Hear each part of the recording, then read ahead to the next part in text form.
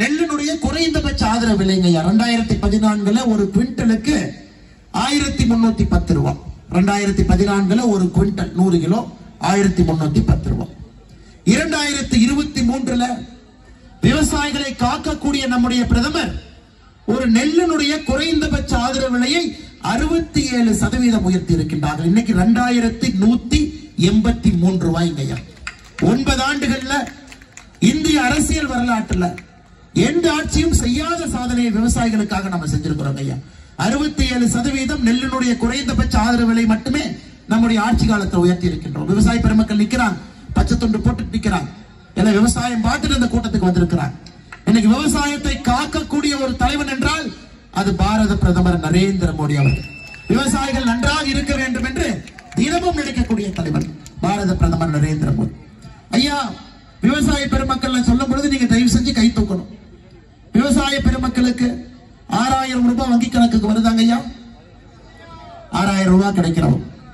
இந்த கூட்டத்துல முழு கடலூர் இல்லைங்க ஐயா. இந்த கூட்டத்திலேயே நிறைய பேர் கை தூக்குறாங்க. ஐயா எங்களுக்கு மோடி ஐயா வங்கி கணக்குக்கு 6000 ரூபாய் அனுப்பிச்சிடுறாரு. கடலூர் மாவட்டத்தில் மட்டுமே வங்கி கணக்கில் 6000 ரூபாய் பெறக்கூடிய விவசாய பெருமக்கள் 84,636 பேர் இருக்கிறீங்க ஐயா. ஒரே மாவட்டத்தில் 84,636. இந்த டிஎம்கே கார 6000 ரூபாய் கொடுக்கிறான் பாத்தீங்கல்ல. 500 ரூபாய் நோட்டை கொடுத்து அந்த நோட்டை இப்படி திருப்பி இப்படி திருப்பி லைட்டுக்கு இப்படி போஸ் கொடுன்னு பெண்களை கொடுமைப்படுத்தி அந்த பணத்தை காட்டு. நம்ம சத்தமே இல்லாம சத்தமே போடாம வங்கி கணக்குல ஒரு விவசாய பெருமக்களுக்கு நாம் ஆட்சிக்கு வந்த பிறகு 9 ஆண்டுகள்ல 30,000 ரூபாய் உங்களுடைய வங்கி கணக்குக்கு கொடுத்திருக்கின்றோம். 30,000 ரூபாய்ங்க. 15 தவணையில 2,000 ரூபாய், வருஷத்துக்கு 6,000. 15 தவணையில 2,000 என்பது 30,000 ரூபாய் நம்முடைய வங்கி கணக்குக்கு வந்திருக்குங்க ஐயா. நம்ம எல்லாருமே யூரியா வாங்கணும். யூரியா மூட்டை 45 கிலோ கடைக்கு போய் வாங்கினா 250 ரூபாய் யூரியா மூட்டை வாங்க. இன்னைக்கு ஒரு யூரியா மூட்டை இறக்குமதி விலை இந்தியால 45 கிலோ 3,000 ரூபாய்ங்க ஐயா. 3,000 ரூபாய். 2,750 ரூபாய் ஒரு யூரியா மூட்டைக்கு மானியம் கொடுத்து 250 ரூபாய்க்கு யூரியா மூட்டை விவசாயம் கிடைக்குது. கணக்கு போட்டு பாத்தீங்கன்னா ஒரு ஹெக்டருக்கு 8,900 ரூபாய் விவசாய பெருமக்களுக்கு யூரியா மானியம் மட்டுமே கிடைக்குது. இந்த மாதிரி பேசிக்கிட்டே போலாங்க ஐயா. ஒரு நாள் ஆகும். விவசாயிகளுக்கு நம்ம என்ன செஞ்சிருக்கோம்னு சொல்றதுக்கு ஒரு நாள் ஆகும் ஐயா. மண்வள அடையாள அட்டை, கிசான் அட்டையிலிருந்து ஆரம்பிச்சு சொட்டு நீர் பாசனத்திலிருந்து உங்களுக்கு இன்சூரன்ஸ்ல இருந்து பயிர் காப்பீட்டிலிருந்து அது கடலூர் நமக்கு தெரியும் இயற்கை சீற்றம் அடிக்கடி வரக்கூடிய இந்த பகுதியில் 90% நெல் நீங்க போடுறது நம்முடைய மத்திய அரசினுடைய பயிர் காப்பீட்டு திட்டத்துல 90% விவசாயிகள் பயிர் காப்பீட்டு திட்டத்தில் இருக்கு. பேசிக்கிட்டே போலாங்க ஐயா. அதே போல மீனவர்கள் அரசியல் பேச வேண்டும், அதற்கும் நேரம் வேண்டும். ஒரு பக்கம் நம்ம செஞ்சிருக்கிற நல்லதெல்லாம் உங்கள்கிட்ட சொல்லிட்டே வர்றேங்க ஐயா. இன்னொரு பக்கம் திமுக செஞ்சிருக்கிற தப்ப சொல்லாம போனா நீங்க விட மாட்டீங்க. அண்ணே பேசிட்டு தான் போகணும். இன்னொரு பக்கம் நம்முடைய மீனவ பெருமக்கள், மீனவ சமுதாயம் அதிகமாக இருக்கக்கூடிய பகுதி.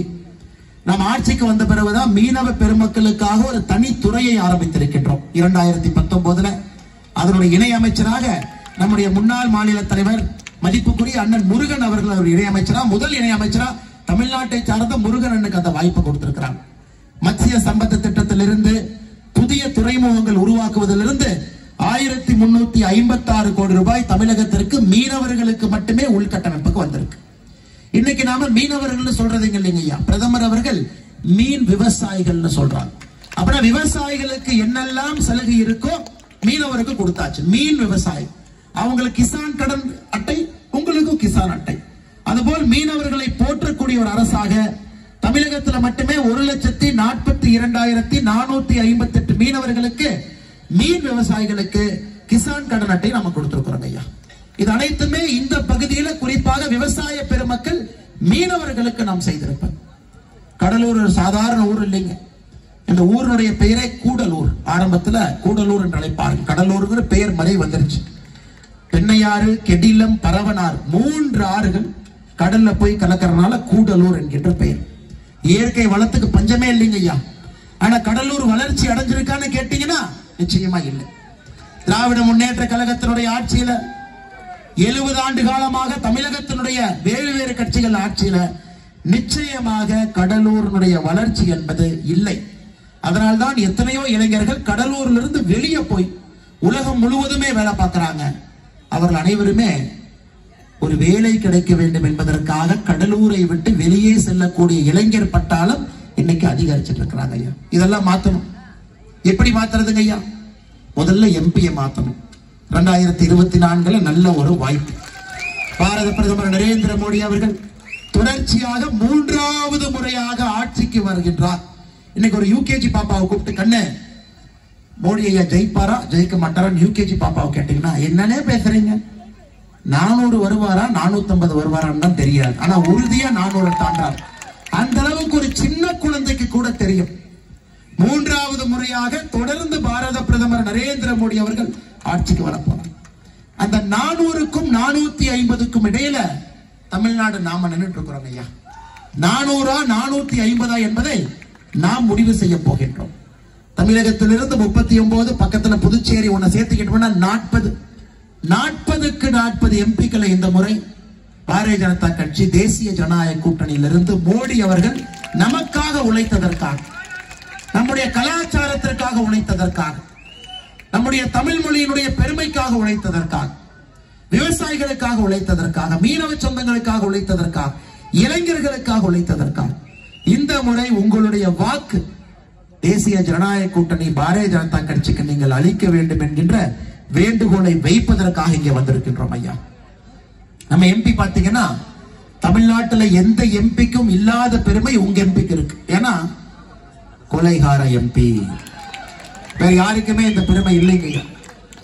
இந்த எம்பி முந்திரி தோட்டத்துல முந்திரி தொழிற்சாலையில வேலை பார்க்கக்கூடிய கோவிந்தராசு என்கின்ற ஒரு முதியவரை பெரியவரை அடிச்சு அவங்களை என்ன பண்ணாங்கன்னு கூட தெரியாது.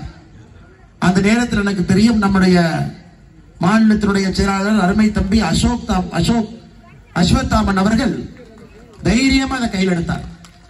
பெட்டிஷனா எழுதினார், டிஜிபிக்கு எழுதினாரு, மேல எழுதினாரு, மத்திய அமைச்சருக்கு எழுதினாரு, அமித்ஷாஜிக்கு எழுதினார்.